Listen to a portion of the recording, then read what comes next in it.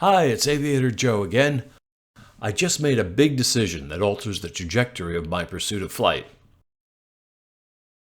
I received my sports pilot license back in May 27th, 2012. For the next 2 years, I rented a flight design CTLS out of Ohio State University Airport and a Tecnam P-92 Eaglet out of Union County Airport in Marysville, Ohio. Unfortunately, both planes became unavailable in early 2015. I had been interested in ultralights, so I took a few hours of transition training in a Quicksilver Sport S2 and loved it. The prototype MX Sprint that was being used to develop a mount for the Herth F-23 engine had become available for sale, and I bought it. On June 6, 2015, I flew the first flight in my new MX Sprint out of Chapman Memorial Field in Centerburg. What followed was an 8-year love affair with my own personal flying machine. There were some teething problems that had to be worked out, but it flew really great.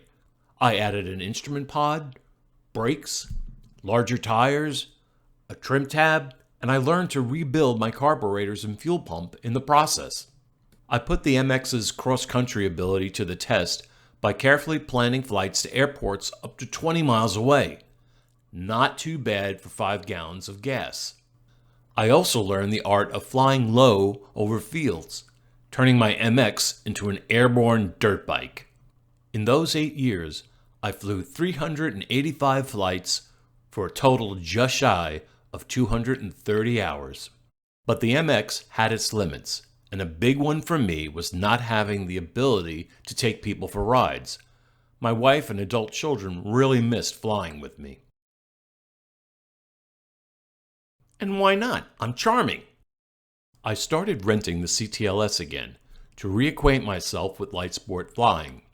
I was still flying the MX, so one day I'd be in an enclosed cockpit with a glass panel flying at 100 miles an hour, landing at about 50, and the next I'd be in a completely open airplane with analog instruments flying 35 miles an hour and landing at 25. Surreal, to say the least. So my first decision was to buy a light sport aircraft. More on that on the next video. Subscribe so you don't miss it. I decided to sell the MX. Unbelievably, the same week that I made that decision, I was contacted by a buyer who was interested in finding an MX with the Herth F-23 engine. Less than a month later, I was disassembling my plane and helping the new owner load it into her trailer for a trip back to Colorado. I wish her many safe and happy hours in my, well, now her, pride and joy. In the next video, I'll discuss what my options for light sport were and how I narrowed them down to my final purchasing decision.